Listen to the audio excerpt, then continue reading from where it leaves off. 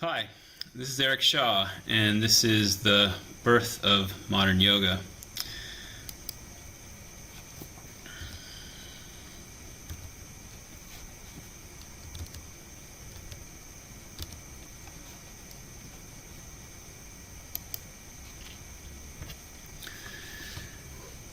So we'll be looking at a range of different aspects of the unfolding of the yoga tradition. This is a topic that is close to my heart, that I've been studying for about a decade, a little bit more, and love to talk about all the political influences, the evolutions, important characters that push this tradition forward. I'm guessing that I'm speaking to most of you out there who are yoga teachers or yoga students, and so you have an investment in the practice.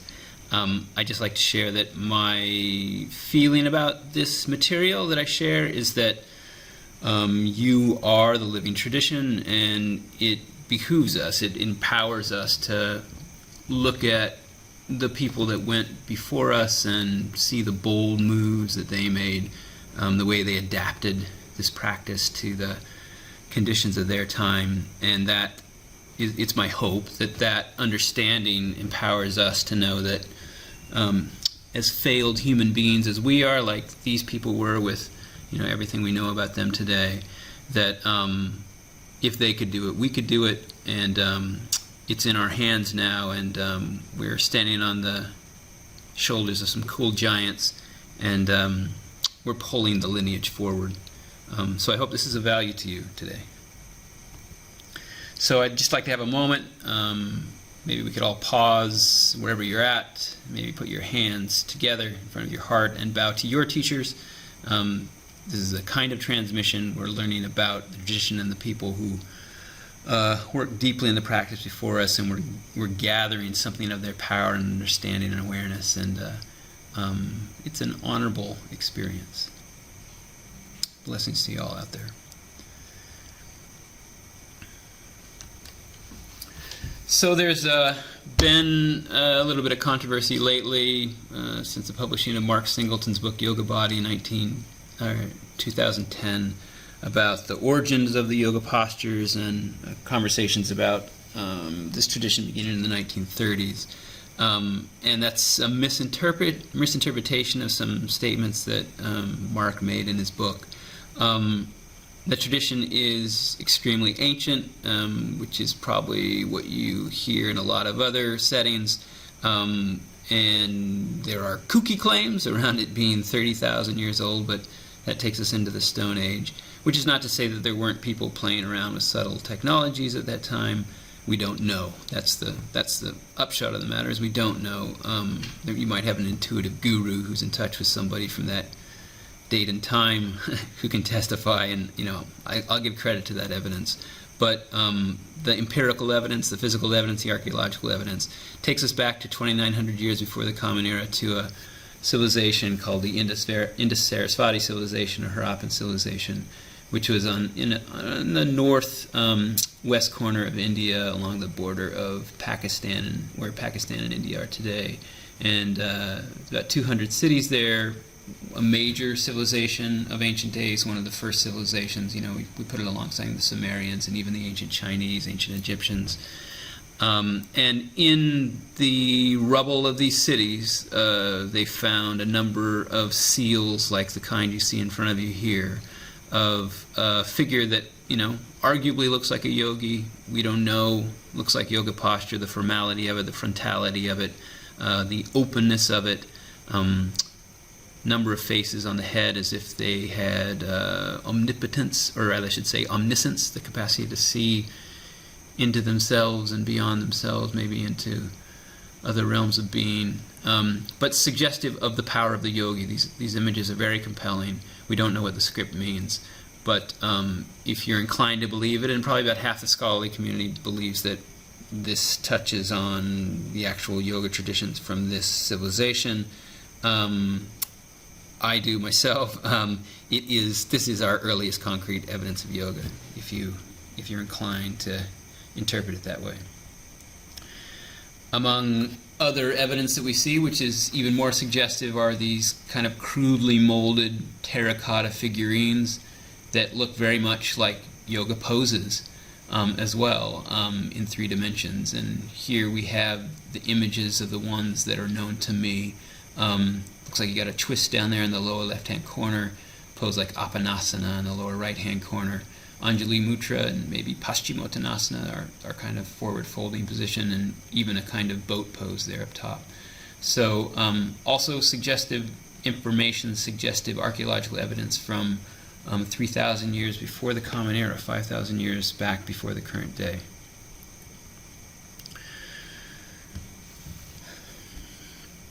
So the civilization that gave birth to Hinduism, which gave birth to the technologies of yoga, roots itself back to a set of 4 texts called the Vedas, which were produced around 1,200 years before the Common Era. Some people will push that date back to 2,000 years before the Common Era, or 1,500 years back, but generally accepted dates are 1,200 years back, 1,500 years back. The Vedas give us information on these heat-building practices where people are isolated, doing breath practices, abstaining from food, abstaining from sexuality, which are similar to the practices that we find in the yoga tradition. But we don't get conversations around yoga as we know it, when the term yoga is not used. These practices were used for preparation for ritual because it was a tribal setting, and the Agnihotra, the fire ritual, was the prime means of approaching the divine. So what we call these tapasic practice. Tapasic means heat building, psychic heat building, difficult experience in terms of building friction in cutting off normal human desires, and the desire that's left over from that tends to free us of our attachments. And so we call this tapas, heat, the heat that is felt in that moment of release, of letting go of things that we like to have, getting out of our comfort zone, basically. So the era of the Upanishads kind of segues into the era of these books called the era of the Vedas segues into the era of the Upanishads. And the Vedas, I say, are 4. The Upanishads are more ambiguous in number because different people claim different texts are Upanishads or are not Upanishads, but roughly agreed upon numbers include anywhere from 10 to 17 texts. We could say 13 as a rough number. And in these books, what we get, and of course if they were passed on orally initially, they weren't actually written down for some time until probably the early Common Era. And these dates, as you can see on the slide, go back to about 600 years before the Common Era to 200 years after the beginning of the Common Era, after the birth of Christ. And in these texts, we get the term yoga is used in the way we understand it. We don't get the bodily yoga that we have in our present day. We get descriptions around how to sit upright, and even suggestions around even alignment, aligning the spine and the head and whatnot. And we get descriptions of states of mind, which are very precise, which involve the practice of dhyana, dharana, concentration, yoga, in terms of meditation, jhana meditation, dharana concentration, and then the idea of samadhi, the kind of breaking through from the limited mind into universal consciousness. So these ideas are found in the Upanishads, and descriptions of practices, often obliquely, often in terms of symbolic language, are found. And more importantly, perhaps, is that we get the doctrine of karma described. And everybody out there in my studio audience probably has some idea of what karma means. It's a common term now. It's a very complex doctrine in its details. It has a lot to do with why we're even here on this earth, walking around, incarnating, doing the things that we're doing. But this becomes kind of the baseline understanding of the state of both psychology and cosmology, how the human being is structured and how they relate to their ultimate fate and the nature of the universe. And so everything that we get in the yoga tradition from this time on will be some sort of creative response to the doctrine of karma. How do we solve the challenge of the fact that when we do a deed, we are left with some kind of harmonic, some kind of energetic residue in our physical form, even our subtle physical form, which keeps us trapped in this plane of being, this realm of being, keeps us returning to this plane of being, because that material, that mala they call it, that dirt, as it were, has a kind of gravitational, a psychic gravitational element which pulls us back to this plane even after we shed our physical body. So that's a bit more of the detail around the doctrine of karma, and why it is important to transcend karma, is that we don't always want to keep returning to this plane of being. At some point we want to cut back to our origins in the state of universal awareness, which means shedding all physical form and returning to the state of absolute consciousness. That's pretty much the way that it's mapped out. And so the rest of the yoga tradition will be about solving this problem of karma and coming up with a lot of creative ways to do it. And one of the ways that we will be left with is Hatha Yoga, the yoga posture, which in the 1930s we will turn into a practice of athletics, but it will still, of course, carry its spiritual power and spiritual prerogatives.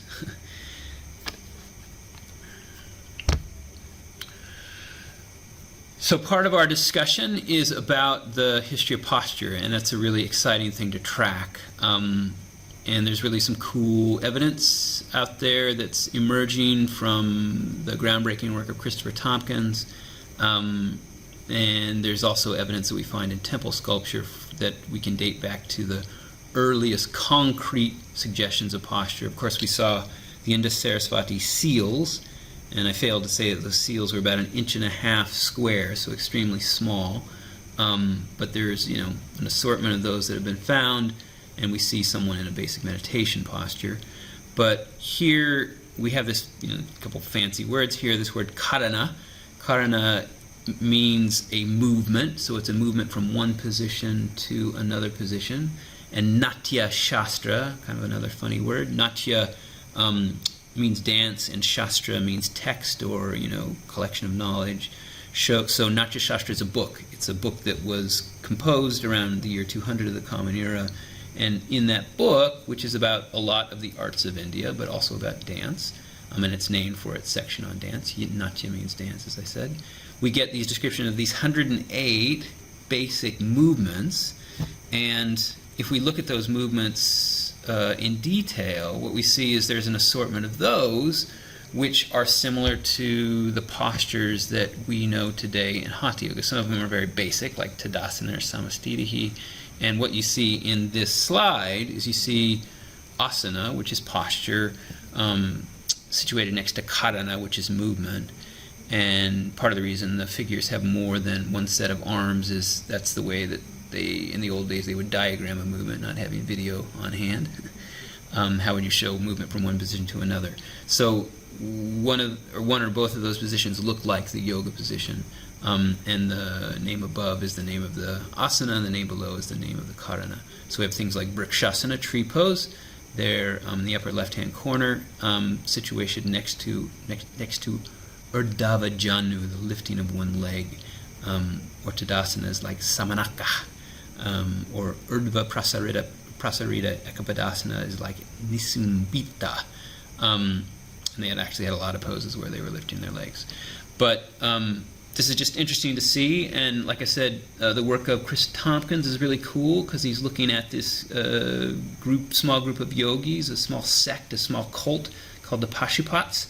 Pashu means animal, Pat means lord, so they were kind of the lord of the animal powers, using their somatic, physical, bodily energies to explore realms of altered consciousness. And what he has discovered in these commentaries, actually on the Pashupata Sutras, is there are descriptions of them using the poses, the karanas, from Natya Shastra, specific references to this in these texts, for their creation of sun salutation routines around a central linga, a central figure that they're worshipping, that also represented the sun. So very detailed information around not only posture practices coming very, very early, we're talking early Common Era, the year 100 to year 200, but also vinyasa yogas. And the interesting way that Chris tracked this stuff is that he actually tracked down the texts that were named by a great scholar by the name of Krishnamacharya, who many of you may know, teacher of many famous, significant famous teachers today like Iyengar and Pattabhi Jois. And he wrote a book called Yoga Makaranda, and in the beginning of that book, he named the books that he used in reference, and Chris tracked down these books and translated them and found evidence for vinyasa yoga way, way early on. So really exciting, groundbreaking information about the origin of posture. So we come here to Bhagavad Gita. We're moving forward in time and history, and Bhagavad Gita, latest dating on this is around the early 4th century. It, of course, is a part of a larger text called the Mahabharata, which is an epic poem of over 100,000 verses. This small section of the text is concerned with yoga, quite specifically, quite explicitly throughout, and it isn't concerned with a yoga of posture, and I don't want to dwell on it too much. It deals with a yoga of devotion and a yoga of, we might say, well, we call it karma yoga, the yoga of work that is surrendered. The ego value of the work is surrendered, and this is described as a new path of yoga, which is a more efficient path than meditative paths of yoga. But what's important about this is it opens a gateway to the next phase of development in the technologies of transcendence, the technologies of self-development in the culture of India, and that is Tantra. Because what Bhagavad Gita does is it reorients the effort of practice internally.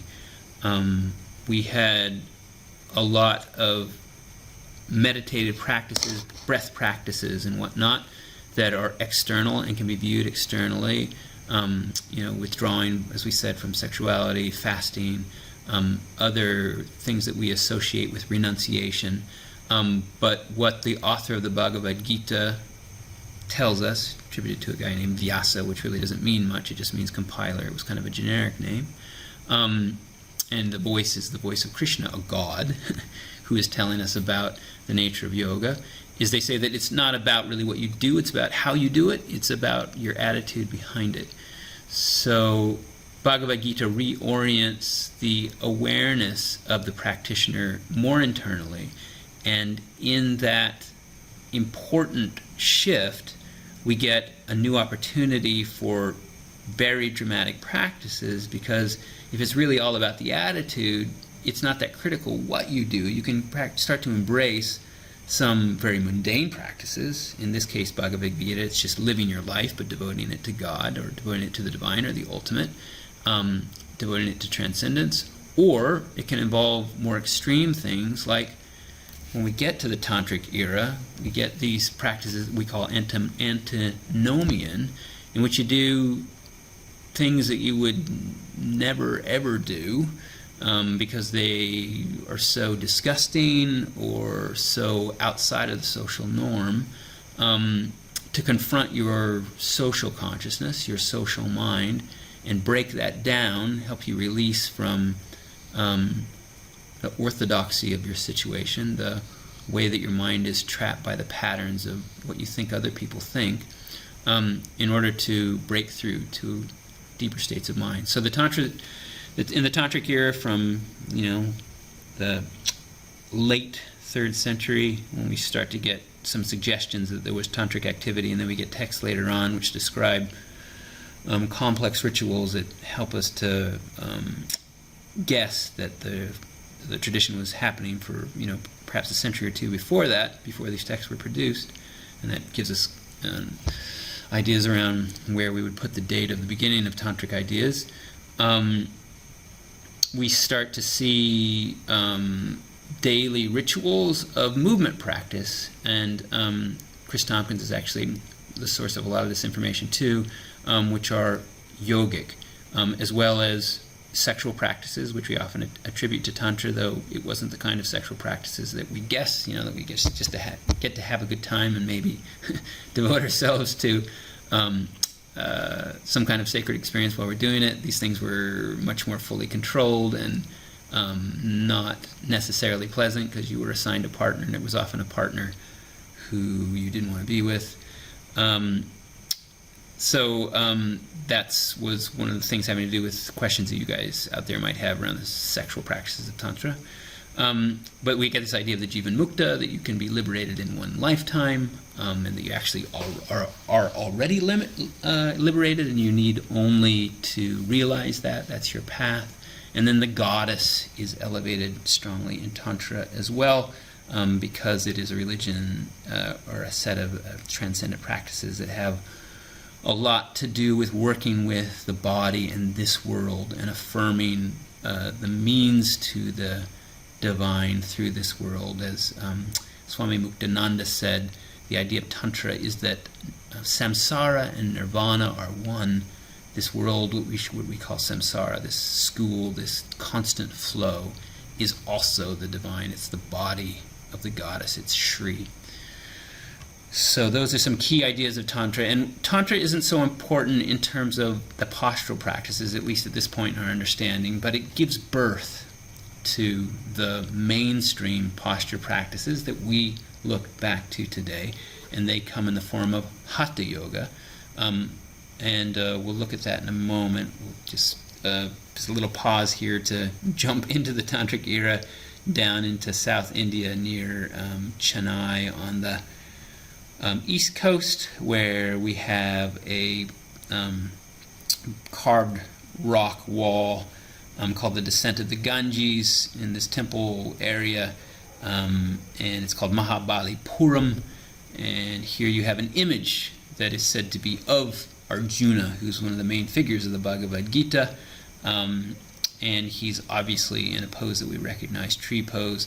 And this was both a pose of yoga and a pose of the heat-building practices of tapas, so we don't really know, what was the intent behind the pose, but it is suggested that posture was being practiced very, very early on, 7th century. So part of this lecture has to do with geopolitical events which pushed yoga around. And one very significant event in the Indian subcontinent was the invasion of the Muslims. And as we know, even from hearsay, what was going on in tantric practices was a lot of weird stuff, a lot of unusual stuff, stuff that opened people up and engaged new ways of being.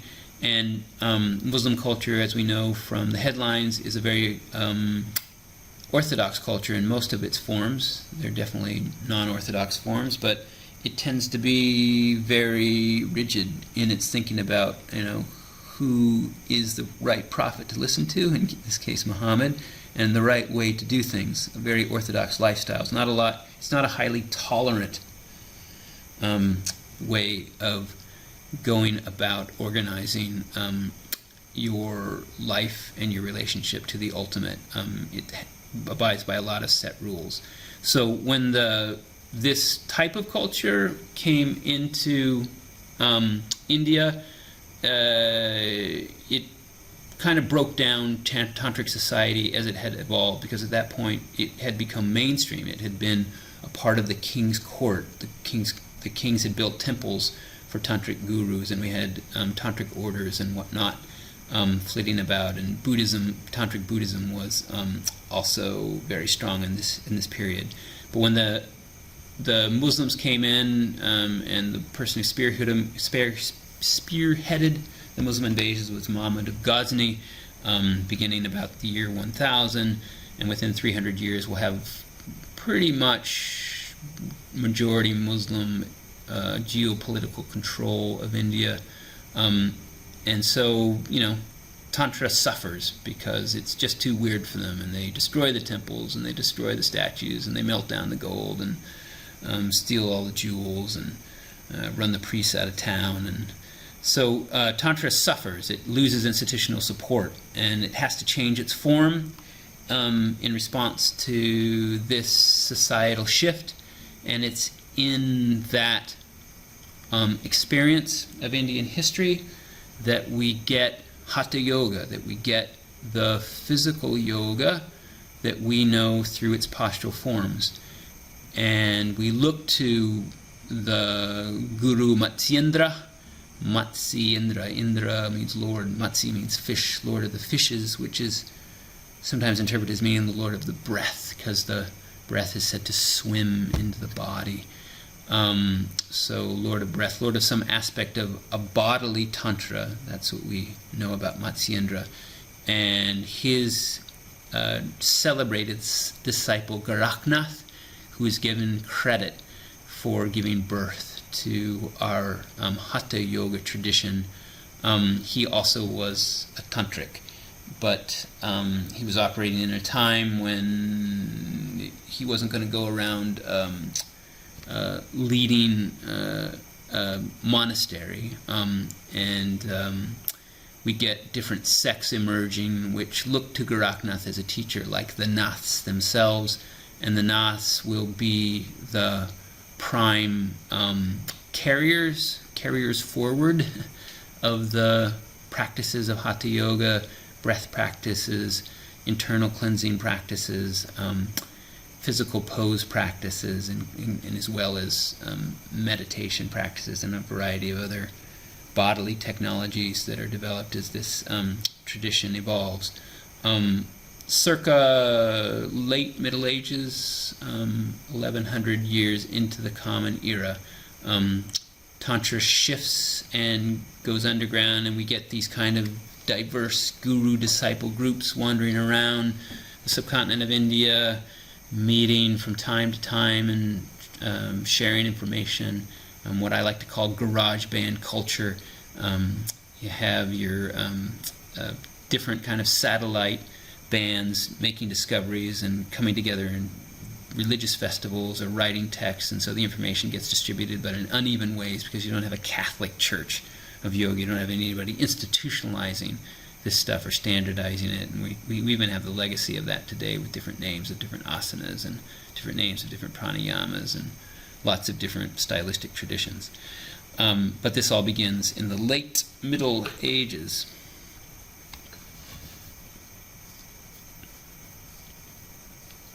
So, and then we enter this kind of interesting, colorful phase in yoga history, when in the kind of a separation of India into small kingdoms, which has kind of always been the case before the modern era. We had a couple of major kingdoms like the Guptas that dominated much of the subcontinent, but never all of the subcontinent of India. And even these such kingdoms only existed for a few centuries. So India, for most of its history, has been different little potentates, little kingdoms, and some of those kingdoms remained Hindu even throughout its history, though it was mostly Muslim dominated. But in the warring of these many, many kingdoms, you have a labor market for mercenaries, for soldiers, and strange, kind of as opposed to our thinking, it was the yogis who were often filling the need for warriors. And there is a long tradition of, warrior cults and yogi cults having relationships, because they're both involved in very heroic endeavors. In the one case, the yogi being involved in the struggle, the warrior struggle to overcome his or her desires, and the warrior, of course, seeking to overcome an enemy in the exterior world.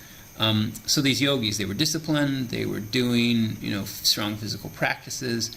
They didn't need a lot of food and water because they were used to being renunciants. So they made good soldiers, and the warrior disposition was already strong in them, their capacity for courage, their capacity for physical sacrifice. So we get this really strange period in Indian history when mercenaries are afoot, and many of them are yogis, and we have yogi generals, and we have even in some cases yogi kings. They're racketeers, they control trade routes, and they take taxes, bribes for the passing of goods, and they're deeply in the world, and they become a problem to the British when the British come in, and they tend to kind of push them out of the way. And when that happens, well, that's not the slide I was looking for, but when that happens, they tend to end up on the street like this guy on the right, busking for alms. And so the yogis shift their social position again into being something like street people after the Brits prevent them from participating in warring activities because they want a peaceful country, and they're establishing both political and military control over it beginning in the year 1600 when the East India Company was formed under Queen Elizabeth. And then by 1757 they start to establish administrative control through the Battle of Plessis near Calcutta. So, and then by the mid-1800s, 1857 in fact, we get the British Raj, we get governmental control of India. So, and they're not comfortable with having other people holding guns. So the yogis get pushed out into the street. So jumping from that source, we're jumping a lot back and forth in this lecture. We're jumping, towards political concerns, class concerns, racial concerns to some degree, different demographics of people practicing yoga, and also, of course, the evolution of yoga posture, which is one of the most exciting subjects for me to discuss. And here we get an interesting way of lensing its evolution. And it relates to the arts of India. The sculptors of India were guided through texts that helped them to attain states of deep insight. And so when they would carve an image of a god, which was called a murti or a pratima, it would be in a kind of pose that a god would take. It would be a power pose. It would be a pose in which energy was moving through the body in a powerful design, in a way that was dramatic, in a way that facilitated the movement of prana. Anthropomorphic forms that are like human beings, we call them. So these forms, of course, begin to litter the temple landscape. Carvings on rock walls, and the tradition of sculpture, which by this time has become very strong in India. It began with the Greeks bringing stone carving into India with Alexander's invasion in the year 323 BCE. But by the time we get to the Middle Ages and the development of Hatha Yoga, of course, it's been going strong for over 1,000 years. And we get these pratimas, we get these images of power poses, and it's likely that there was a cross-fertilization from the postures being done by the yogis and the work that the sculptors were seeing in their evolved states of mind that were how the gods were showing up for them and therefore carving them, and the yogis were likely imitating these postures for their own use to run power in their bodies to transform themselves. So we'll look through some of these pose and pratima carving sculpture relationships here in this set of slides.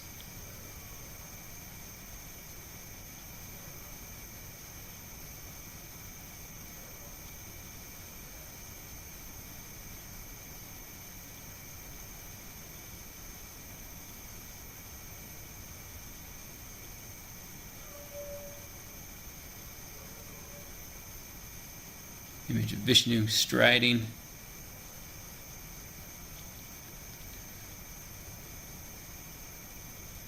And that image we saw before of perhaps Arjuna, the hero of the Bhagavad Gita, doing Vrikshasana, doing tree pose.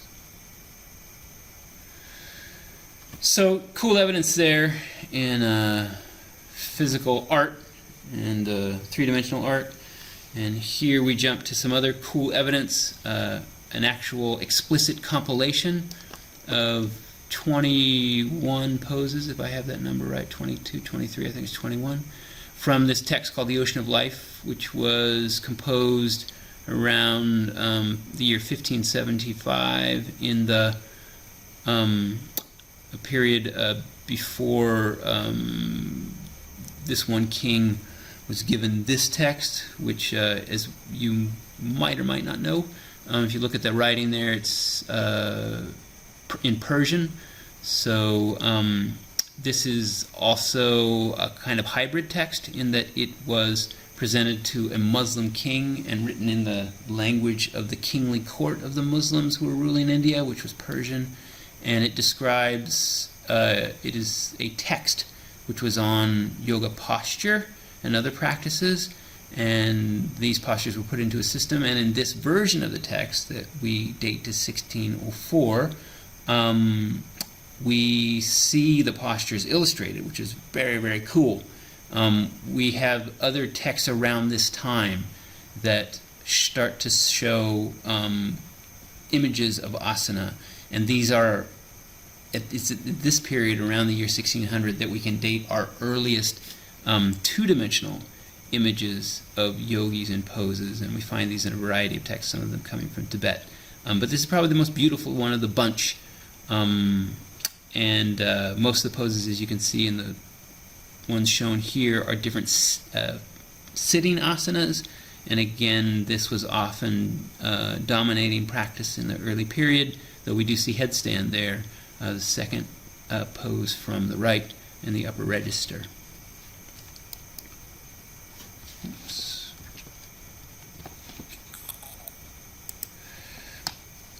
So again, just kind of working a bit to dispel this idea that yoga posture is something that came about in the 20th century. We're seeing a ton of evidence here for the elaboration of pose systems long before the 20th century. And here we're going to land on another really cool node, which is the poses or mudras, or even pranayama bandha practices, like Maha Bandha there that you see in the second from the bottom row, third from the right. They're not all called asanas, but they're definitely all poses. They're all somatic arrangements for the body, architectures for the body. And we get 39 of these when you add them all together from the Garanda Samhita. And this is one of the chief texts of the Hatha Yoga canon. We get 3 chief texts that we look to that were all translated in the late 1800s. The Shiva Samhita, the Garanda Samhita, and the Hatha Yoga Pradipika. The Hatha Yoga Pradipika, the light on Hatha Yoga, is probably the most popular of those 3 texts, and it is the most elaborate one and the one that speaks about the practice in the most systemized and clear way. So that's often why we look to it, and maybe in your own yoga teacher training, if you went through such a one, you looked at the Hatha Yoga Pradipika, a really cool text to look at. Less poses in that text, I think 17 if I remember correctly, but a whole stack of them in the Garanda Samhita, and they're definitely arranged in a system, and their health benefits are described, as well as their employment for the clearing of the nadis, the energy channels in the body, so that one can have clear consciousness and attain states of what's called the Raja Yoga. What we see by this point in the evolution of posture and the evolution of Hatha Yoga practice is that Hatha Yoga is arranged in a spectrum of yogas, and it is often deemed to be the first yoga that one should do to prepare the body for higher, more powerful practices that involve the movement of prana, life force in the body. The body has to be prepared for that. It has to be clean, has to be clear. The actual subtle bodies, the different, we might call them auras or spirits, shadows, some texts call them, chayas, have to also be cleared, not just this gross physical body. So that work is also done through posture and other more subtle practices like meditation and pranayama, and that's all described in these texts. And of course the great goal of this posture work is the awakening of a greater intelligence and power and openness in the body called Kundalini awakening, that if you out there in the studio audience have had some experience of, or you've had friends who've had this experience, and it's more and more common, it tends to take over the body, and it tends to throw the body into yoga posture. And as we idle on this slide here, we can perhaps discuss that, which is a key source of yoga posture. It's not one that's often batted about because it doesn't have to do so much with physical evidence, because it's something that we see in the living day. It's something that we see in the body's actual activity. When Kundalini awakens, the body can spontaneously be thrown into posture. It can be spontaneously given pranayamas. It can be spontaneously urged to make sounds that are like mantra, which are called ululations. So at the end of the day, the woo-woo news is that posture is timeless. It's encoded in our body just like the rituals of pregnancy or puberty. It unfolds in ways that we don't have complete control over. If you talk to anybody who's had this experience or read about it in a book like, say, a book by Gopi Krishna or Muktananda, somebody who's had this happen in their bodies. Stuart Savatsky is also a chief author in this area. We know that posture is a part of it, and we know that it's a powerful reality, and that it seems to be timeless. That is, that it goes as far back perhaps as the human system has existed. It goes back pretty far. I'm not a master of evolution, but we're talking 100,000 years back at least, Cro-Magnon man or whatever, where if enough energy was moving through the body in a certain way, postures manifested. We call that practice, that appearance of posture, sahaja, or we call it pranotana, the effects of prana. We also call it kriya. And it's well dialogued, and as a source of posture, it's the ultimate source of posture. And we can guess perhaps that what the yogis did, like say the very author of the Garanda Samhita himself, it could have been that they saw these things manifesting in people, the energy was moving for them, and then they tracked those postures. They saw what was happening, and then they tried to back engineer it. Do these postures, the ones that were produced by Kundalini, and perhaps if you just do them, you will get a Kundalini awakening. It's my strong guess that that was a part of the evolution and the information that pushed yoga posture development forward.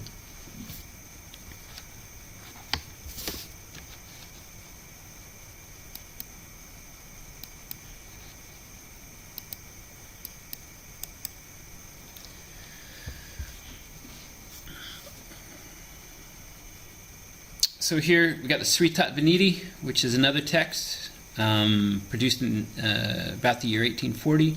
Another cool text of 121 asanas, all fully illustrated, illustrated like in the pictures you see here in this kind of with this kind of androgynous figure. And in speaking about the evolution of posture, this is a significant text. It was first discovered or shared with the reading public in the 1990s by a guy named Norman Schoeman.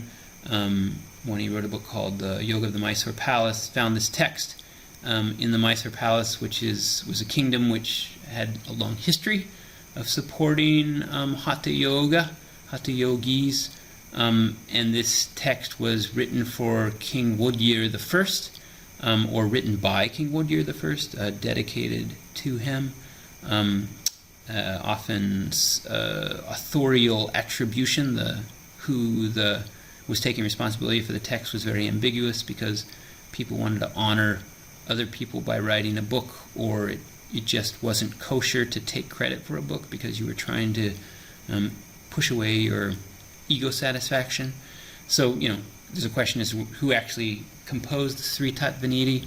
But what is cool about this text is that it is a testament to the liveliness of asana in the later part of the first half of the 1800s. And a lot of the postures, as you can see, are really wacky. If you look down in the lower right register and the second one from the right. Like, how do you even do that? How do you keep your hips in the air and stand on your hands and put your feet on your head with that kind of orientation towards gravity?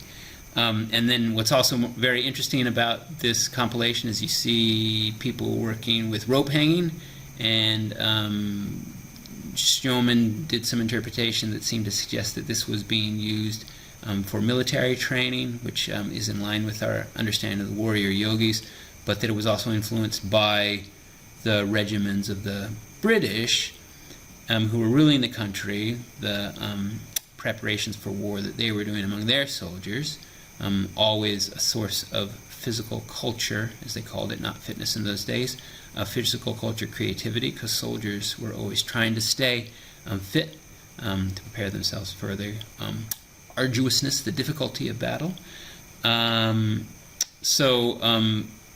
We're having, again, a set of cross-references around how posture is produced, how posture is created, and the purposes behind posture.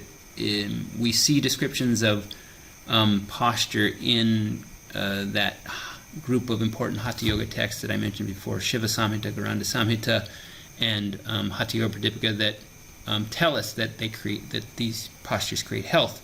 But here we also see that perhaps they were just being used for not health per se, but for fitness, for optimizing the athletic capacities of the body, or at least some suggestion of that. And that's pretty new. We really don't get athleticism in yoga. But around this period in the West, in Europe, there are very many strong movements towards athleticism. It's kind of a new tradition that, again, if we look at social factors, is part of the birth of the Industrial Revolution, because people were getting very sick. People were congregating in cities that didn't have good sanitation systems. They were working in factories that didn't have good ventilation systems, and they were being exposed to toxic substances, and they were working odd hours, and they weren't getting sleep because their nervous systems were being challenged, etc., etc. They weren't on the farm, they weren't under the sun, they weren't working lazily in the fields according to the seasons, where health abounds, eating fresher foods. So there was a ton of plagues, of black plague, of cholera, of tuberculosis, etc., scarlet fever.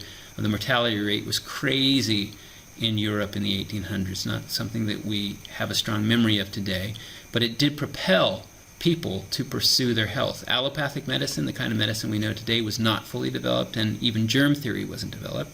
So people took it upon themselves, as they should even in the modern day, to control their own health. And so we start to get health regimens, and we start to get exercise regimens, and these things were more and more popular in Europe, and because Europe is an imperial power, France, Portugal, Spain, and of course mainly Britain ruled parts of India.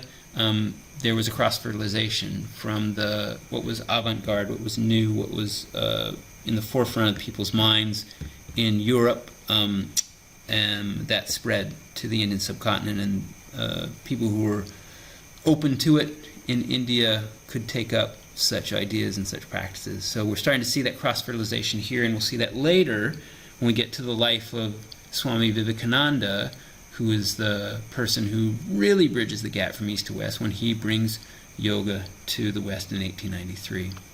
And look at that, it's the next slide. So Swami Vivekananda, we could talk all day about this guy. Really, really cool cat, handsome man, powerful in his physical presence, an incredible orator. That is, he spoke very powerfully to audiences, very confident individual, well-educated. He came from as we'll see, he came from the Bhadralak. He came from the Indian middle class. His father was a lawyer.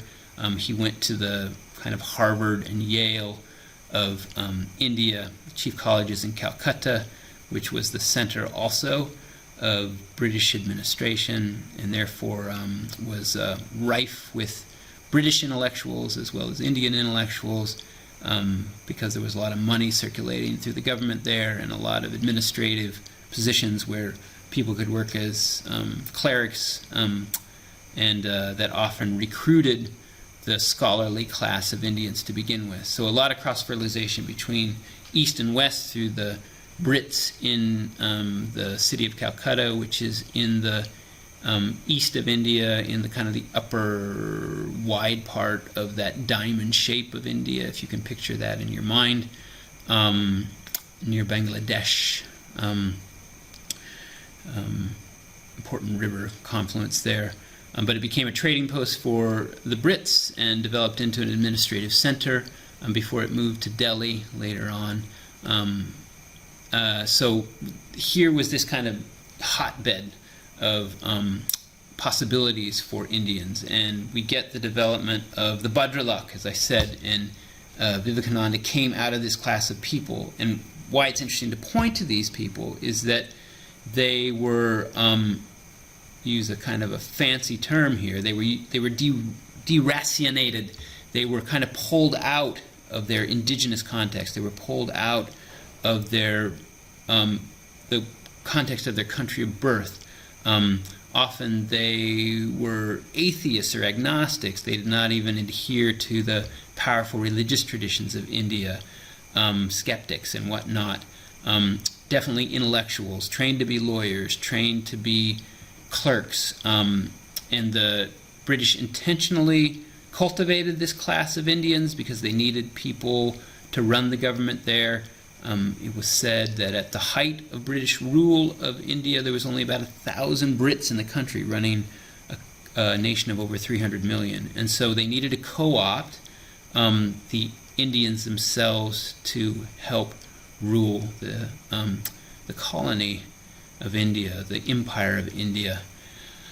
So you get this class of people that we call the Bhadralok, or the Babus, and they were the Indian middle class who were supported by British administrative jobs, and they were well educated, and Vivekananda came out of this class of people, as did most of the members of the Brahmo Samaj.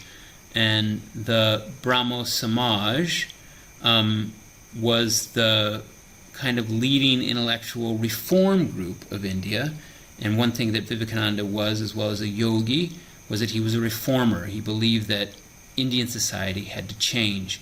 And that was a new idea, because when we take a look at Indian society, it's really understood that the forms of society aren't necessarily to be determined by people like they are in a democratic country. And we have to realize that in the middle of the 1800s, democracy was still pretty much a new idea all over the world, not just in India. That society was given by God. It was a divine design that put kings in their places and put Sudras, put workers in their places, that put the merchant class in their place, that put the Kshatriyas, that put the warrior class in their place. That you're kind of born into a natural order of things, and society was structured accordingly. So Vivekananda came out of a group of forward-looking individuals that were influenced by the West and its ideas that, since the French Revolution, since the American Revolution, that we can decide the course of society on our own. It doesn't need to be guided by an aristocracy, that it can be guided by the populace. The rights of man are to determine his own civic destiny, not just his own personal destiny. He has political rights. He or she has political rights. So these ideas caught on to people who were smart in India, people who were well trained in India, and who were sympathetic to the West. And they formed a society called the Brahmo Samaj, which had many different subgroups within it. But the man on the extreme left, Ram Mohan Roy, a very wise man who's called the father of modern India, helped form the Brahmo Samaj in the beginning. Rabindranath Tagore, to his left, was one of the chief actors within it, and Kesab Chandra Sen was in the middle, was his disciple. Rabindranath Tagore, if you know anything about Nobel Prize history, his son Rabindranath Tagore and won the Nobel Prize for Literature in the early 1900s. A very powerful family, many authors and scholars within it. It's kind of social leaders. So the grandfather, not as well known, Debendranath, but he was the guru of Keshav Chandra Sen in the middle, and it's this guy, this kind of flashy-looking guy in the middle. I think he looks kind of cool, who was the secular guru, we can say, of Vivekananda. Vivekananda was packing all kinds of wisdom and training when he came to America in 1893, and part of that had to do with his relationship with Keshav Chandra Sen, who was this avant-garde guy who was integrating new ideas about Christianity and Hinduism and putting them all together in a new mix. He also left the country and toured Britain and spoke in Britain, as did Ram Mohan Roy on the extreme left. Actually, I guess it would be your extreme right, the guy in the turban near the letter B. No, I guess you're looking at it the same way I am. Extreme left, sorry. So Ram Mohan Roy also went to India. He actually died in Bristol. When he went to India, he died there, but he was speaking there. So this model of leaving the country and speaking outside of the country, which was kind of a taboo thing. You could lose your caste if you left the country, if you were a Brahmin, if you remember the high caste. So these guys were forward-looking. They believed in world travel. They believed in the rights of women. They believed in more political control for individuals. They weren't quite at the level where they were asking for democracy. They weren't even necessarily asking for political independence, because Britain was ruling the country. So let's just walk through these other guys really quickly. On to the left of that guy in the middle, Keshav Chandra Sen, you have Protap Chandra Majumdar, who was arguably the first guru to come to the West and teach. He came, strangely, as a middle-class dude, a member of the Brahmo Samaj, and spoke in Unitarian churches in the northeast of America, but he came in the 1870s, so we might give him first rights to being an Indian teacher in America, or guru if you want to use the term. And then to his left is Dayananda Saraswati, who was an interesting cat who connected to the Theosophical Society, which was a group sort of like the Brahmo Samaj, but they came from the West. They were Westerners who were looking to the East and kind of trying to create their own new synthesis of East and West from the Western side. Founded in 1875 by Madame Blavatsky, a Russian spiritualist woman. But they moved to India. They moved to Adyar in 1880, I believe, shortly after they were founded. And they connected with this guy, Dayananda Saraswati. Saraswati was interested in investigating the chakra system. And he believed that you could find it in the body. And, I think he actually did some dissections, or he was at some dissections where they were attempting to find chakras in the body. And he also went around India searching for a true guru, and true Hatha Yoga guru, and he couldn't find one. So Dayananda Saraswati was a little bit of a empiricist. He wanted to test the facts of yoga through actual investigation, and he often came up with empty hands. So that's a little bit of his experience of looking to Western forms. He was looking to Western scientific forms to understand his society better and his traditions better. And again, looking to some kind of tangential areas around Swami Vivekananda coming and looking at significant women actors in history. We have Pandita Ramabai, who came to America in 1886, wrote a book a little bit like Alex de Tocqueville's Democracy in America, looking at American society. But she was also influential here in that she was an advocate for Indian women and helped to spur the suffragettes and other people who were thinking about women's independence in America and the West. She was a balls-out woman, fearless. She became a Christian. She was persecuted for her Christianity when she went back to India, but she formed reform houses for Indian widows and helped save orphan children, a powerful reformer who lived into the 1900s and gave her work up to her daughter, actually, at some point, but her daughter actually died before her, unfortunately. But to this day, there are still institutions that look to her work that she founded, and here we see her being honored by the nation of India with her own stamp in 1989. But looking more to Vivekananda's work, he arrived here in 1893 for the World Parliament of Religions, and he was the most dynamic speaker at the Parliament, and after that he went on a lecture tour of the United States and even traveled back to Europe and spoke in Europe before coming back to the United States again. He was in the West from 1893 to 1896. He formed Ramakrishna Missions, which taught yoga teachings and helped to serve Hindu culture in the West. These were the first institutions of their kind. And he spoke about yoga openly, and that was very new.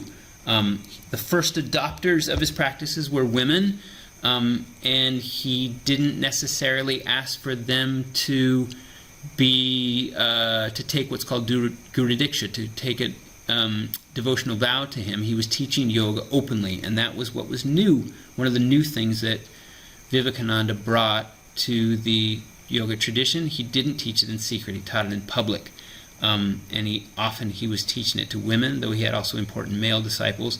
Here we see a range of women who were his advocates, who helped pay for his housing, his meals, helped support him through giving him platforms to speak. For example, sponsoring him at what was called the Greenacre conferences and other important settings where he had a strong impact on people.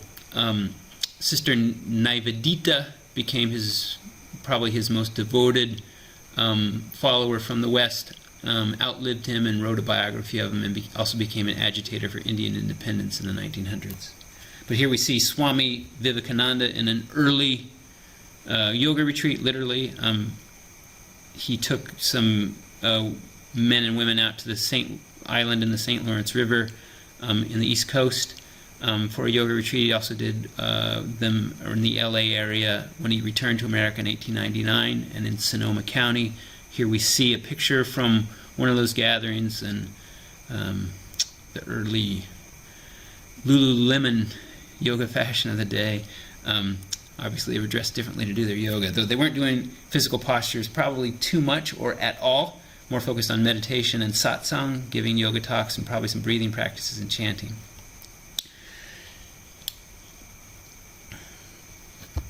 What's important to understand about Vivekananda is he was reform-minded, and he did believe in the rights of women. He thought that yoga had a part to play in changing people's consciousness so they could evolve themselves, as well as evolve others, change social conditions, change political conditions, because he knew that political conditions needed to change for his country of India, and it had a lot to do with the Western rule of India. And if he could change the West, perhaps he could change things for the better for both India and the ruling imperialist powers. But we also had, of course, the push for suffrage, for the vote for women, and different opportunities for women. This really accelerated in the 1890s, about the time that Vivekananda came to the United States, and so he hooked up with women who were riding bicycles, because bicycles freed them to go to political meetings. They didn't need to get on horses that need to be wrangled by their husbands, and bicycles were also part of the huge fitness rage that was happening in the 1890s, the agitation for concrete roads before cars arrived and whatnot. This was all part of the bicycle revolution, and also met up with the fitness revolution and the progressive political revolution. So these things kind of all came together in the 1890s. A hotbed for Vivekananda to arrive in. I love this slide. It is an extremely cool image from the New York Herald, Sunday, March 27th, 1898. And it is written by a guy named Swami Kripananda, who was a devotee of Swami Vivekananda. And in it, he refers to Swami Vivekananda as he describes this fad that was happening in New York City more than 100 years ago. You can read these headlines, though I'm going to read them because they're fun. If you want to be a yogi and have heavenly dreams, study these postures. Balm of the Orient is bliss-inspiring yoga. What a Swami says of it: New York's fashionables now attain perfect happiness by becoming amateur contortionists. So if we can put ourselves in this time and place, what would we think if we saw these kinds of bodily motions, these kind of bodily actions? We would think that they were posture from contortion, right? Because they're weird, because they put the body into knots. So, of course, when someone writes a newspaper article, it's always a little bit geared towards glamour or sensationalization. So they're going to pull out both the positive and the negative. But this really was the way that posture was seen. And I mentioned in my beginning introduction the work of Mark Singleton, and he catalogs this, the way that early yoga demonstrations were seen as circus tricks or contortion demonstrations. This is a cool testament to the work of Vivekananda, and it contradicts some of the information that we get from him in his book, Raja Yoga. In Raja Yoga, which is his popular translation of the Yoga Sutras, it became a bestseller, which is pretty important, and helped shift some of the self-help thinking that was a part of this era.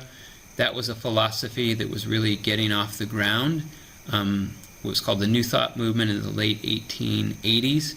And Vivekananda, because he was an intellectual and up on things and hanging out with the intellectuals of the day, he was aware of this stuff. And so when he translated the Yoga Sutras in this text called Raja Yoga, which is a commentary, kind of a partial commentary on parts of the Yoga Sutras, he condemned Hatha Yoga, he condemned postural yoga, because the image of the Hatha Yogis was not a very positive one for anybody at this point in history, because they were kind of like these dirty street guys who were performing for money. But he held up this idea of the Raja Yogi, the more pure yogi who was working with the purer practices of meditation, which even the Hatha Yoga texts said were purer, and that physical posture was just a preparation for these higher states of still yoga. But Raja Yoga was a very significant book, and he condemned posture in it, but we know mainly from that piece of evidence of the Miami Herald and the writing of Swami Kripananda, that he actually taught posture. And we get a legacy of posture from this point on. And we also know that his disciple Swami Abhedananda, who came in 1896, also taught posture. So we don't quite get the athletic posture that we'll get later, but we do start to have posture come in and to have it be accepted by a certain cadre of Western society, forward-looking people, no doubt, in a coastal city with liberal tendencies, a cosmopolitan understanding of the world, and perhaps the kind of security within class and identity that allowed people to reach out to an alien culture and take on its forms. This is usually the case when we start to talk about class in yoga, which this lecture is partly about. Even to this day, yoga remains something that happens usually in higher demographics, people who are better educated and making more money. And part of the reason for that is that such people are often more secure in reaching out of their cultural comfort zone, more curious about other cultures, less entrained by their own mother culture, for better or worse. And this has been true throughout history. We can date these kinds of experiences even clear back to accounts around biblical times, when Greek-trained Jews were taking up Greek practices and being condemned for it by more Orthodox Jews. So this is just part of the way that human civilization works. Those people who have a greater sense of empowerment are more willing to experiment with cultural forms And this was true in Vivekananda's era as well. You know, those advocates that we saw, women on the other pages, they were all wealthy, they were all well educated. They were the kind of people that were willing to have some weird Swami who was oddly dressed in a turban come into their homes and to advocate for him to be popular in a new country. So these were very much largely the audiences that were taking up yoga early on. These were the audiences that were being cataloged by that newspaper article. The avant-garde, the people who were first adopters, willing to experiment with things that other people might get flack for, and willing to withstand the flack they might get for doing weird things. These are the people that change makers are always speaking to, and it was no different in Vivekananda's day. So Raja Yoga, picked up by the self-help movement, and helped to dispel this idea of kind of the dirty yogi in the street sitting on a weird bed of nails. And here we also begin to segue into other mainstream forms of culture that yoga was beginning to meet and gain legitimacy through, to gain acceptance through. At this point, it is definitely on the margins of becoming an athletic practice, but there's starting to be convergences between athletic understanding and yogic understanding. We even find this in Raja Yoga, in the text Raja Yoga, because one thing that Vivekananda references are the physical culture exercises of Delsartism. So Delsartism was a fad in America at the time. It was a set of pose practices that were done with a understanding of somatic psychology. I mean, all these details I'm giving you guys, you know, it's sounding more and more like yoga. Somatic psychology, that is that idea that certain thoughts are trapped in our bodily system, and that if we change the openness of the body, we also change our mind. These ideas were rife in the Delsarte tradition, and people were all over America were doing these poses for fitness, and they were very much like yoga. And as I say, Swami Vivekananda references them in his text, Raja Yoga. So we we're starting to get a bridge here between the athletic movements which have been percolating in America, and in the West, we should say in general, for about 100 years since the birth of early gymnastic practices in Germany.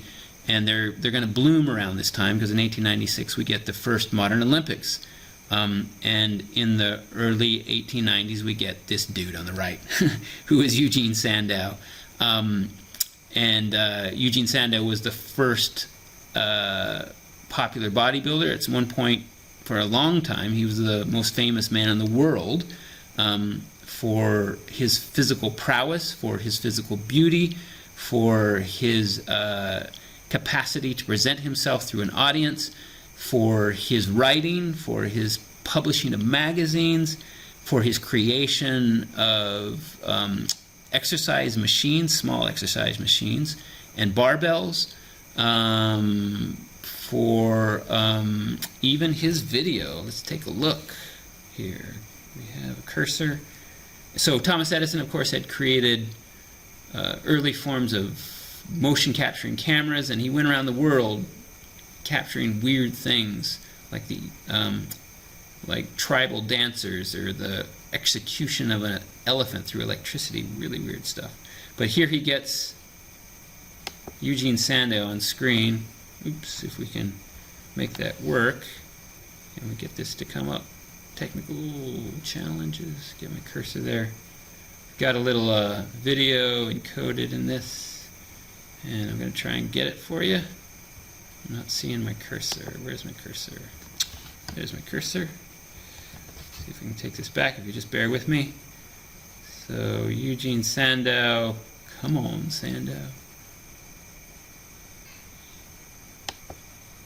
Yeah, here he is, on stage, 1903, mid-career. A little bit of posing. He actually was a gay guy. I showed this to my class today, and they go, "Oh, the guy's gay." He had male lovers. Boom! Eugene Sandow. Physical flip on stage. A poser. He was adept at presentation. A beautiful man and an originator. And just to give you a little bit more of his fascinating history, he would sneak into the British Museum at night. He was a German guy, but he lived in Britain. And he would measure the proportions of the Greek statues, because in that day that was the ideal of the male body, perfect male body. And then he would go back to his gym and he would attempt to recreate the exact ratios and physical proportions in his own body that he had discovered mathematically in the Greek sculptures. So this guy was, he was kind of like Arnold Schwarzenegger, the more current day. He was a fanatic. He was always working out. He was doing strength demonstrations. He was on stage, and it paid off because he was massively influential, leading the first bodybuilding competitions, as well as kind of online in magazines, as well as in person. And another interesting confluence here with the life of Vivekananda is that Vivekananda premiered at the World Parliament of Religions in 1993, and this was held within this larger festival called the World Columbian Exposition, which was started in 1892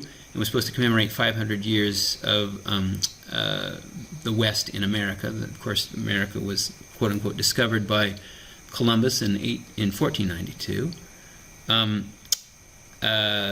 So in this World Columbian Exhibition, Sandow held the first bodybuilding competition. So, and this happened, he didn't hold the first bodybuilding competition. He held that later, but he was at the Columbian Exposition posing. He was there as kind of living mannequin holding poses for curiosity seekers. And this was the same exposition that Vivekananda was at the World Parliament of Religion. So these two characters, important characters, kind of came together on the same historical stage.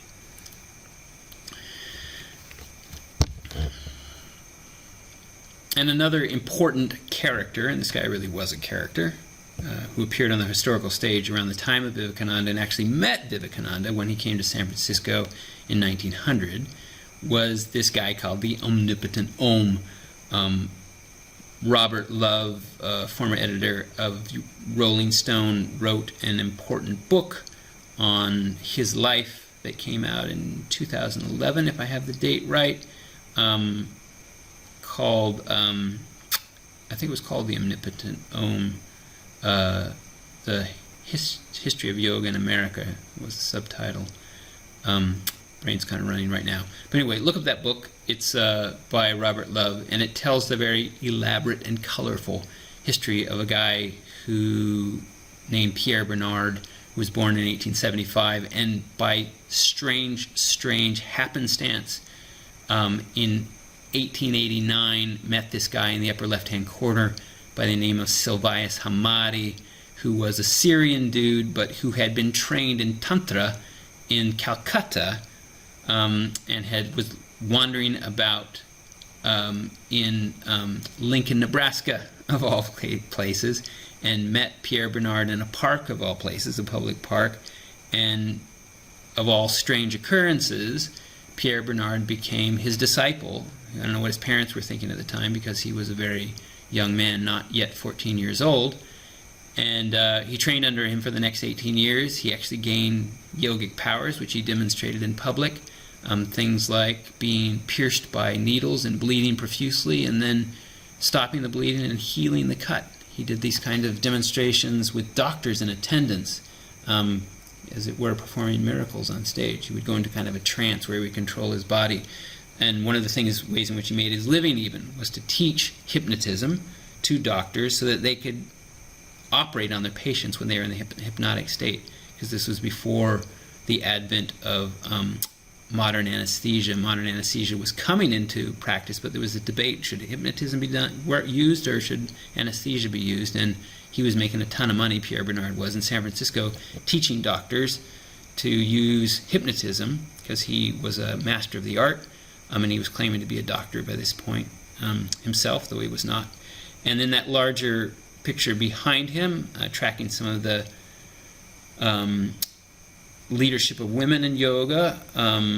That is his wife, and she became Blanche DeVries, and she became the first female yoga teacher in America, to the best of our understanding.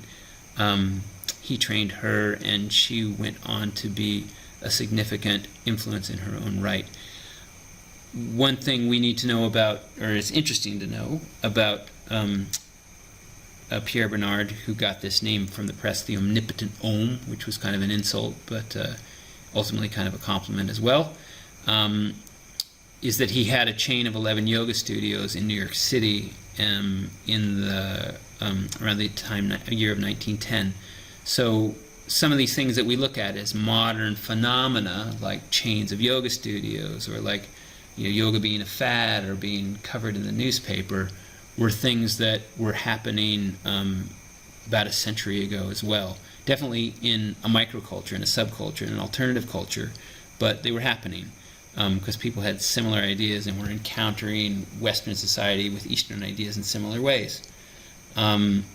What Bernard did, he did his work in secret societies. That was probably the only way he could have gotten away with it, because we're still talking about Victorian culture here, and not a real profound openness to unusual social norms.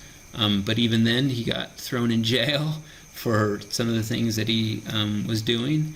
He got accused of a lot of weird stuff because people didn't understand what yoga was or yoga poses were, and by the same token, he also might have been guilty of some weird things because he was a bit of a businessman himself and known to be very driven and not only always abiding by the highest of moral codes. And he was also a tantric, which is interesting to note, and teaching Hatha Yoga from being rooted in a deeper tradition of Tantrism, using it as one of a number of technologies to really, really help people. Because the other thing he did was he ran programs of recovery for people who were addicted to drugs and addicted to alcohol in the period after 1924, when he started an ashram in upstate New York called the Clarkstown Country Club in a town called Nyack. A lot of influence his time, a very famous man, had a lot of celebrities around him, learning yoga from him, a very powerful influence in his day, Pierre Bernard, who had this confluence with Swami Vivekananda and met him in 1899. So jumping right along to another kind of sub-theme that is a part of yoga history, and definitely a part of yoga history in the West, and that is the work of the Theosophical Society, which I referenced before, this group of forward-looking individuals in the West who are attempting to co-opt the wisdom of yoga, and even to some degree the practices of yoga, for the development of the West, for the reform of the West, for the wisdom of the West, and especially in the case of Catherine Tingley, for the preparation of children for their lives. We're in the midst here in this time of the push for universal education. Public schools in America had gotten going around the mid-1800s, and it's still a very live topic for people. How do you educate children? How do you get people prepared for a modern society, for an industrial society, for all of its pace of change? Catherine Tingley was in the forefront of this, as she was in the forefront of a lot of things. She was a very empowered woman, a very wealthy woman, and she became the head of the Theosophical Society in America after Madame Blavatsky died. And there was a schism, kind of a shift in the structure of the Theosophical Society. She led political activity, protests against World War II, which began in 1914, went till 1918. She ran houses which gave out free food to the needy. She organized peace conferences, and she led the Raja Yoga Academy. We know from that name Raja Yoga that it's referencing the Yoga Sutras.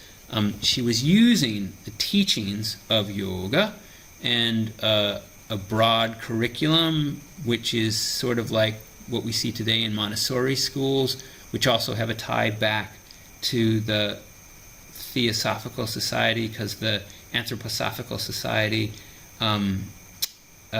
which is the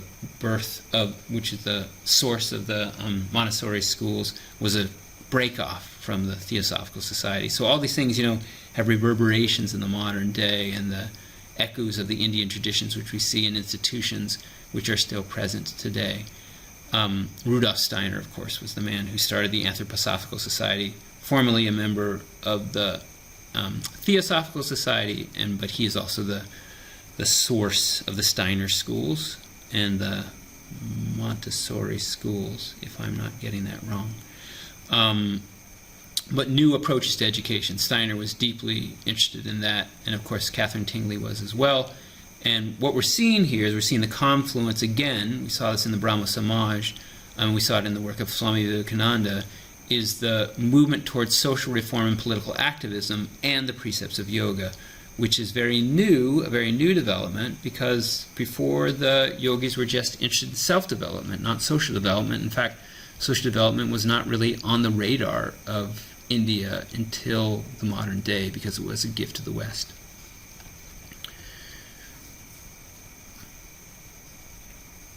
So it's really fun to track the gender orientation of the practice and some significant female actors in the practice. We just met Catherine Tingley. In fact, the whole Theosophical Society was run by powerful women.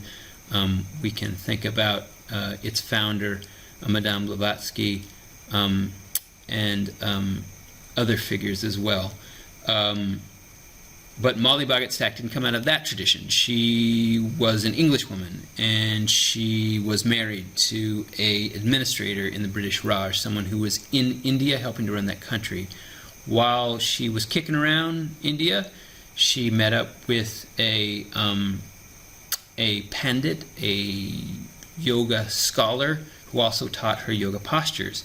She returned to London, and she started the Women's League of Health and Beauty, and she created a system of vinyasa yoga, of moving yoga. You can almost see the movement in these pictures here in the slide, which she called the stretch and swing system. She gave names to the postures which were Western names. She didn't use the Eastern names. She may not have known them, but her legacy survives. The Women's League of Health and Beauty, or some form of it, still exists to this day. She died before 1936, when forms of her practices were exhibited in the 1936 Olympics in Berlin. Her daughter Prunella Stack carried on her work, married an important duke in Britain who was involved in dialogues with people who were running the fitness movements in Germany, and helped to set up the 1936 Olympics in Berlin. So different relationships that led to yoga being demonstrated in the 1936 Olympics. This form of it, this kind of westernized form. What we also saw in the 1936 Olympics were the forms of Buk gymnastics, and we'll get to that. Maybe we'll just jump to that really quick since I talk about it. We'll have kind of a preview of where we're going. So Buk gymnastics, we'll get another film here. Buk gymnastics were also demonstrated in the Olympics, and as you can see in these pictures here, that the pose work of it mirrors our understanding of Hatha Yoga, that the forms are familiar to yoga. Where is my cursor? Where is my cursor? Wah, wah, wah, wah, wah. Oh, there's my cursor. So we'll go back, and maybe I can run this film for you. So Buk gymnastics were something that Krishnamacharya, who created the vinyasa systems that we're aware of, was influenced by, and this has been cataloged also by, dang, where's my cursor again? It keeps disappearing. By Mark Singleton in his book Yoga Body, which I highly recommend you reading. It has to do with cataloging the origins of posture practice. Where is my cursor? Come, cursor, come. Dang. I may have to bow out on this, folks. I'm sorry. Okay. We're just going to skip that. Technical difficulties, my apologies. jump, little preview here. So we go from Molly Bucket Stack 1925 and onward into the 36 Olympics. And the subject also covers the time period of the Hatha Yoga Renaissance. Hatha Yoga Renaissance we're jumping again continents. We jump from Britain, we jump to America, and we're jumping back to India. And here we have perhaps the most dramatic shift in the culture of posture and the origin of posture. We get posture organized into vinyasa systems. We saw Molly Bhagat Stack doing it on her own, not leaving the most powerful legacy or imprint on the yoga world through her system, but here that imprint is made, and primarily through the work of some important male actors in India. And you see some of them pictured here. King Wodeyar IV was a king of Mysore. Again, we're jumping back to Mysore. His father had been an advocate of Vivekananda's visit to America, and his kingdom supported Yogananda, the author of Autobiography of a Yoga, coming to America in 1920. He started the Self-Realization Fellowship, ended up in LA. Popular yogi that you viewers out there might know. He had Krishnamacharya in his stable of yoga teachers in his court, the man in the upper right-hand corner who, if you studied yoga history at all, he's probably a man who's very familiar to you. Some of these other people might not be, though Bishnu Ghosh in the lower left-hand corner might be. He was the guru of Bikram Chaudhry of hot yoga fame, born in 1903, and he was the brother of Paramahansa Yogananda. He was not supported by King Wodeyar, but he was a physical culturalist who was blending, like that guy in the middle up top, Kola Venkateshwar, blending bodybuilding techniques in with yoga. So both Bishnu and Kola opened gyms in the early 1920s devoted to bodybuilding and yoga. Bishnu Ghosh in Calcutta and Kola Venkateshwar in Bangalore. King Wodeyar was a patron of Kola Venkateshwar. Both Krishnamacharya and Iyer helped to heal the king and a couple of maladies he had, and in response he supported them. But he was also interested in physical culture itself. He was training the palace youth to learn yoga. He wanted to support yoga in India because at this point in the Hatha Yoga Renaissance, it was being used as a tool for physical culture in a broad sense for the first time. It was being systematized for the first time for athleticism, for what we call developmental yoga, the optimization of the bodily structure to meet its higher capacities. Because he was forward-looking, he was one of the wealthiest men in the world, and he was leading a very forward-looking part of India. To this day, it's a center of the tech industry, and a lot of that goes back to the education institutions that Wodeyar formed and the way that he brought modern conveniences to his kingdom. But he was forward-looking, so he was also looking towards the independence of his own country. He was a nationalist, as was Krishnamacharya. So part of this whole program that these guys were involved in was involved in again, referencing politics, this wider movement for Indian independence. And one form that it took was Swadeshi, the Swadeshi movement, self-rule movement. And this was not just self-rule in terms of the nation ruling itself, it was self-rule in terms of the human person ruling themselves.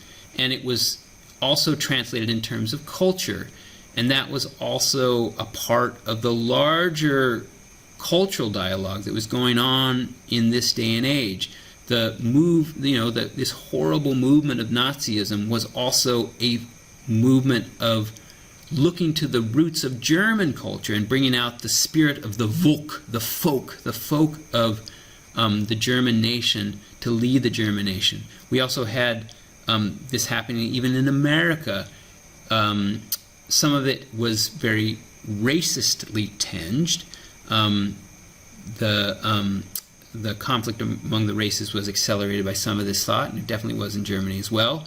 But all of the work of Franklin Delano Roosevelt to support the people of America through what he called propaganda, through training them to understand what was right, and to create social programs for them, was also a part of this kind of communalism that wasn't exactly communism, but of course you also had communism itself happening in Soviet Russia. So all of these things were like movements of the communities, movements of people to know their own identity and develop themselves. And in India, it was taking a particular form that had an impact on yoga because they did not want to use European forms of practice. They didn't want to have European forms of dance. They didn't want to have European forms of industry. They didn't want to have European clothing. They wanted to return back to their original roots. And so you see that famous picture of Gandhi holding the spinning wheel. He was attempting to have people take the money away from the big industrial weaving plants and just spin their own cotton,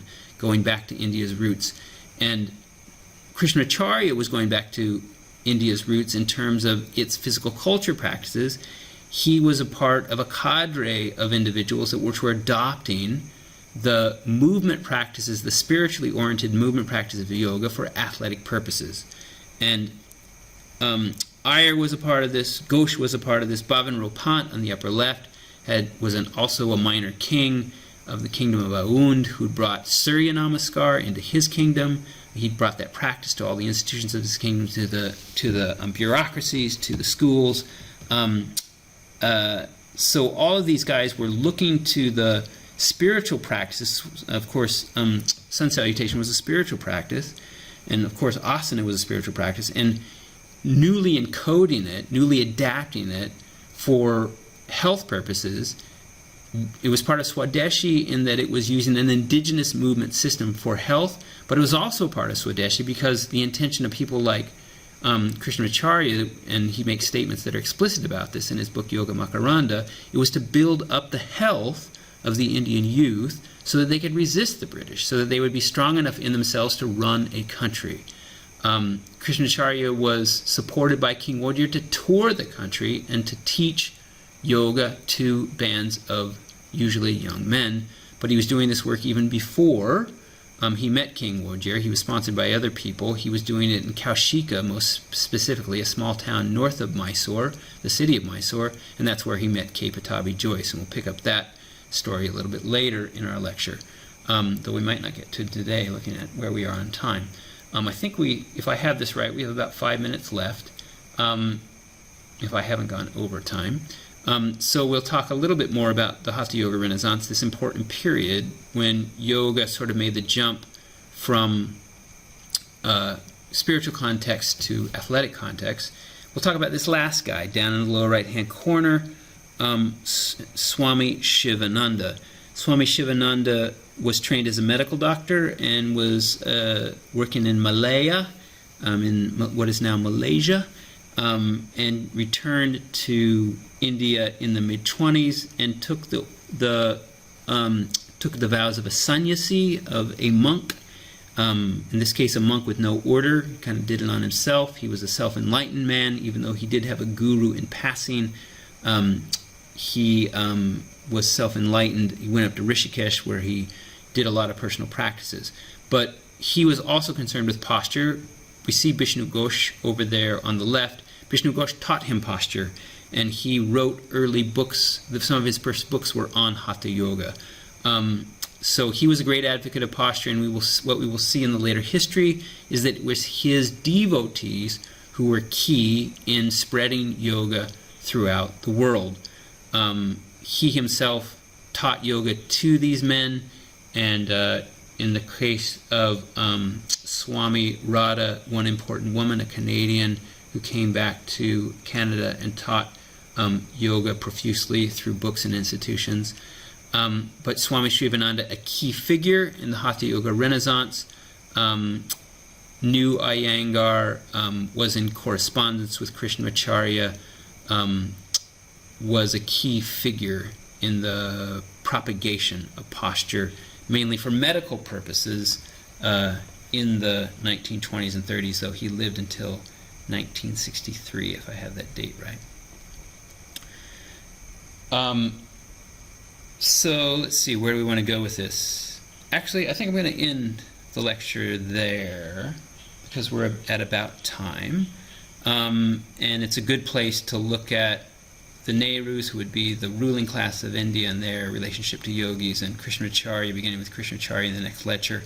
That will launch us off into the disciples of Krishnamacharya, a little bit of preview in the next lecture, which includes Indra Devi and B.K.S. Iyengar and K. Pattabhi Jois, and of course his son, Krishnamacharya's son, T.K.B. Deskachar, and the forms of yoga they did that made them the chief evangelists, the chief spreaders of yoga throughout the world in the 20th century.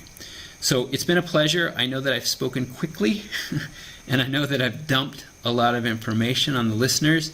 I hope it's been in a form that you can handle and make good use of, and that I will see you again or present to you again next week. This has been a pleasure for me. This is material that I dearly love and continue to study and enjoy making images of. So, au revoir for this week, and I look forward to meeting you again in the second half of our discussion about the history of modern yoga. Have a good night. Signing off, Eric Shaw.